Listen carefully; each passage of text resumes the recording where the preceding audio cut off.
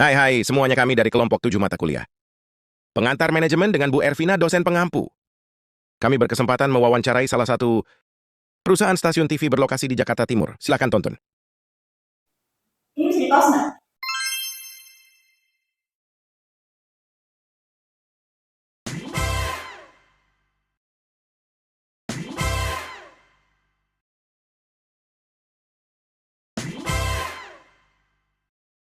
Dan ini tuh sejak kapan dia berdirinya dan dalam bidang apa? Oke, jadi kalau untuk Nusantara TV sendiri itu resmi disiarkannya 10 November 2015 dengan tagline-nya itu Nusantara TV Sahabat Kita gitu. Kalau untuk di bidang apa, ini kan media ya, televisi.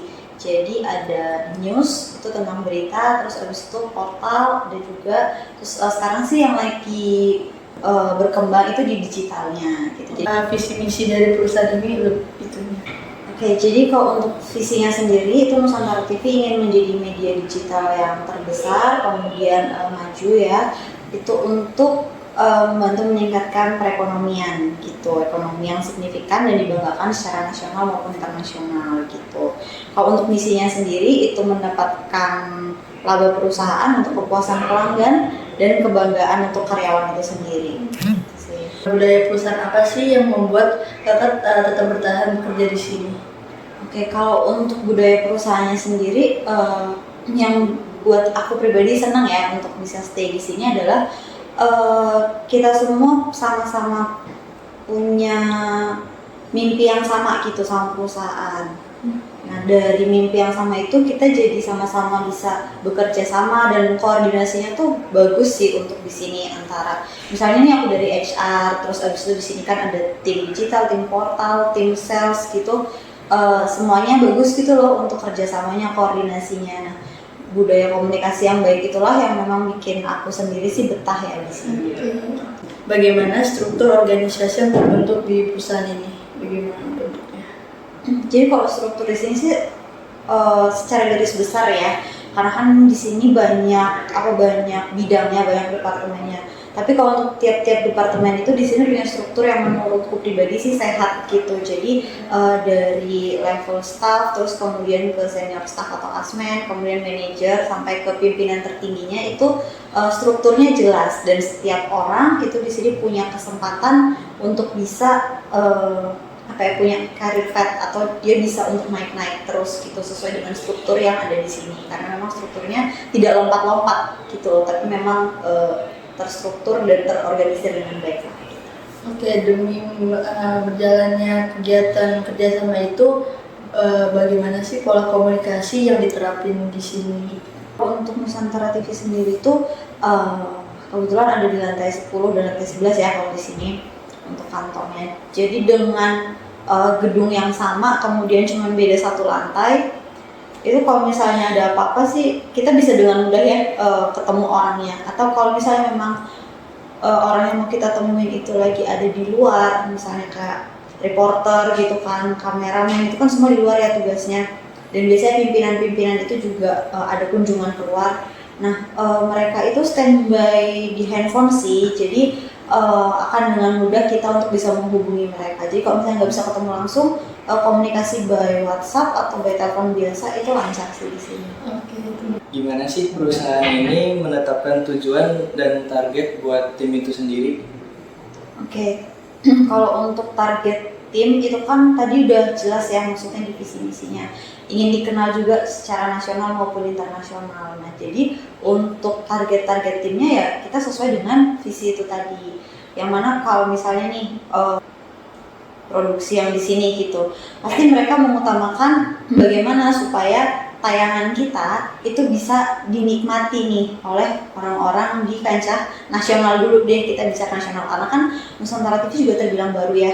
Jadi kita mau untuk tim produksi ini tujuannya adalah menggaet mau itu dari yang anak muda sampai dengan udah berusia gitu untuk bisa nonton Nusantara TV. Begitu juga di digitalnya, apalagi untuk digitalnya kan itu lebih ke anak-anak muda ya. Jadi tampilannya terus isi kontennya itu disesuaikan nih dengan apa yang lagi rame di kalangan anak muda, terus yang memang bisa benar-benar menarik perhatian anak muda dengan visi tadi untuk dikenal secara nasional. Kita geraknya kayak gitu, tujuannya masing-masing adalah untuk menggait masyarakat Indonesia dulu gitu, dia untuk bisa aware tentang oh ada Nusantara TV ya ternyata di Indonesia ini gitu. Berarti Nusantara TV itu masih terbilang baru dan sejauh ini cukup lancar gitu Kak jalan.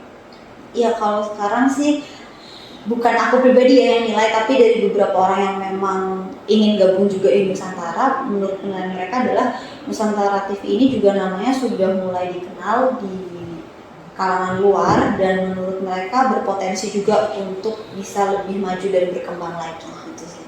Dari program pengembangan apa yang diterapkan dalam meningkatkan keterampilan dan kompetisi dari para pegawainya itu?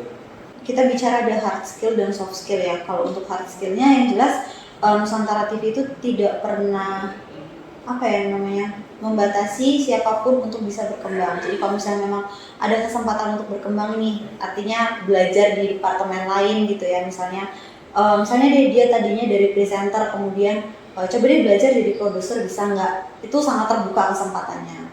Itu kan melatih kemampuan teknis mereka. Begitu juga misalnya ada training di luar yang memang bisa meningkatkan kemampuan mereka ya, itu sangat terbuka gitu. Karena untuk soft skillnya kebetulan kami dari HR juga punya program untuk setiap bulannya itu ada training soft skill kayak tentang komunikasi, terus kerjasama gitu. Jadi mereka juga selain skillnya bagus, kompetensi bagus terkait teknis, kita juga bantu untuk di soft skillnya supaya mereka bisa berkomunikasi dengan baik itu di kantor seperti apa sih, kerjasama yang baik itu seperti apa kayak gitu. Oh gitu. Berarti kalau misalnya masih ada pegawai yang masih kurang atau belum terlalu ini, ada mentoring dan pelatihan di sini juga ya Pak? Ada kalau di sini. Di Nusantara TV ini kapan kalian melakukan evaluasi rutin sih Kak? Apakah per minggu atau per bulan biasanya? Kalau misalnya terkait program sih biasanya di sini weekly ya. Jadi setiap minggu itu ya manajernya masing-masing itu nanti akan mereview pekerjaan bawahannya sih. Kayak misalnya seminggu ini nih seperti apa sih untuk program yang ditayangkan kayak gitu. Itu reviewnya pasti setiap minggu. Kalau untuk terkait evaluasi sih sebenarnya bisa harian ya, karena kan kalau berita itu daily nih, kalau misalnya ada kurangnya ya pasti akan disampaikan. Cuman secara keseluruhan biasanya tiap minggu sih ada reviewnya, apa yang kurang, apa yang lebih gitu, apa yang perlu ditingkatkan kayak gitu. Tapi kalau untuk evaluasi kinerjanya kita kayak 6 bulan sekali gitu sih. Ada isi form untuk isi kinerja mereka gimana selama ini. Biasanya kalau yang ikut evaluasi itu siapa aja itu Kak? Kalau untuk evaluasi mingguan terkait program itu kan tim ya. Tapi kalau untuk evaluasi kinerja itu biasanya dari atasan langsungnya itu menilai bawahannya seperti apa, kayak gitu sih. Menurut Kakak apa ada perbedaan dari manajer ke dan menjadi pemimpin gitu? Perbedaannya itu apa? Ini jawaban aku secara pribadi ya. Berarti kalau untuk manajer itu kan menurutku dia status ya. Itu level jabatan sih kalau manajer. Menurutku siapapun itu bisa jadi manajer kalau memang itu rezekinya dia. Tapi nggak semua orang itu bisa jadi pemimpin karena seseorang dengan level staff aja itu kalau misalnya dia dikasih gift dari yang kuasa untuk bisa dia jadi pemimpin yang bijak, itu bisa juga gitu. Cuman kalau untuk bedanya ya manajer itu level, kalau pemimpin itu dia kayak apa sih? Kayak mungkin sikapnya dia sebagai seorang pemimpin gitu. Karena manajer bisa jadi dia bossy, tapi kalau pemimpin nggak mungkin bossy gitu. Pemimpin kan dia lebih ke mau mengajak timnya untuk bisa berjuang bersama, untuk bisa berkembang bersama. Tapi seorang manajer belum tentu mau ngajak timnya untuk bisa berjuang bersama gitu sih. Kalau di perusahaan ini gaya kepemimpinan yang dipakai itu kayak gimana sih Kak? Sebenarnya beragam ya di sini, karena kan banyak pemimpin juga ya di sini. Masing-masing departemen ada pimpinannya sendiri. Cuman secara keseluruhan kalau dari yang aku lihat bagaimana kepemimpinan di sini adalah mereka terbuka sih sama timnya. Jadi maksudnya kalau misalnya timnya itu kesusahan, pimpinannya akan membantu. Kalau misalnya timnya butuh solusi, pemimpinnya akan memberikan kayak gitu, dan pemimpinnya ini tidak pernah membatasi timnya untuk berkembang gitu. Justru menurutku kalau sharing dari pimpinan di sini sih, mereka justru senang ketika misalnya timnya itu bisa setara nih ilmunya sama mereka kayak gitu. Jadi di sini sih tipe kepemimpinannya gimana ya? Bagus sih, karena mau sama-sama berkembang gitu loh. Berarti saling terbuka antara pimpinan dan bawahan juga ya. Bagaimana cara menangani anggota tim yang berkinerja buruk? Sebenarnya kan beragam ya, kinerja buruk itu tergantung lihatnya dari mana dulu. Apakah dari satu hari itu dilihat buruk atau hasil evaluasi dari berapa bulan. Kalau misalnya dalam satu hari itu buruk, ya siapa tahu dia ada masalah gitu. Kalau aku pribadi sih biasanya berpikir gitu. Cuman kalau misalnya dalam sebulan 2 bulan ternyata kinerjanya seperti itu, ya mau nggak mau kita harus terbuka sih sama orangnya. Maksudnya kita kasih tahu di mana kurangnya dia. Kalau misalnya dia seperti itu terus akan mengganggu kinerja dari tim atau departemen tersebut kan. Nah, biasanya yang dilakukan adalah mencari yang tepat untuk si orang ini gitu. Misalnya nih dia di rekrutmen gitu agak kurang, ternyata di bagian data dan juga interviewnya dia agak kurang. Nah mungkin dia passionnya nggak di situ gitu kan. Jadi coba kita cari departemen lain yang memang kira-kira sesuai dengan passion dia gitu. Bisa jadi dia buruk di rekrutmen tapi ternyata dia bagus di bagian lain gitu, misalnya di bagian payroll atau di bagian GA gitu kan. Nah itu sih biasanya kita lihat dulu dia nih passionnya di mana ya gitu. Kita coba-cobain dulu sih biasanya kayak gitu. Bagaimana melibatkan tim dalam proses pengambilan keputusan? Terus seberapa besar delegasi yang diberikan dan bagaimana kakak memastikan setiap orang merasa didengar?